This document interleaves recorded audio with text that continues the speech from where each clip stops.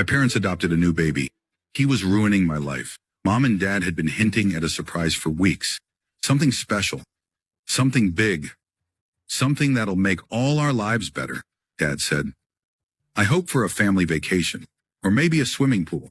Instead, I got a brother. His name was Iyan. Only 8 months old. Dark hair. Little eyes even darker. They'd adopted him through the same agency they'd used to adopt me. I hated him. We had to share a bedroom. Soon, half of my stuff was boxed up in the attic to make room for a crib. He wasn't much fun either. He screamed whenever I touched him. But no matter how much he wailed and fussed, Mom and Dad were wrapped around his chubby little finger. A new baby is a big adjustment, Mom said when I complained.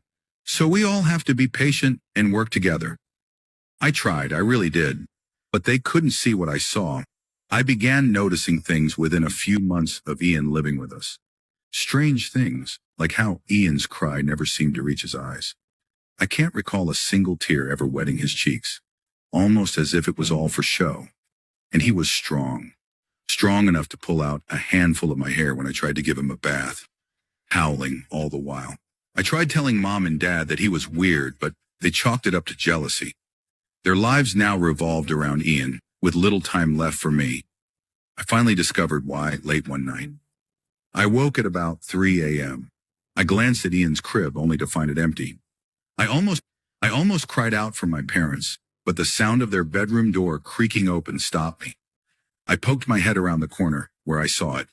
Iyan, his head split open like a blooming flower. He sat atop my father's chest, his limbs jutting crookedly from his body. His tongue, now a long, wet rope of flesh, reached down my father's throat. He was feeding on them. I crept back to my bed, unsure of what to do, until the next evening. Mom and Dad needed a break. They decided I was old enough to babysit while they went to dinner in town. Once we were alone, I laid Iyan in his crib. His little black eyes looked surprised when I laid the pillow over his face. It took a long time for him to stop kicking. When it was done, I called Dad, putting on my best frantic voice as I told him Iyan wasn't breathing. Mom and Dad were devastated.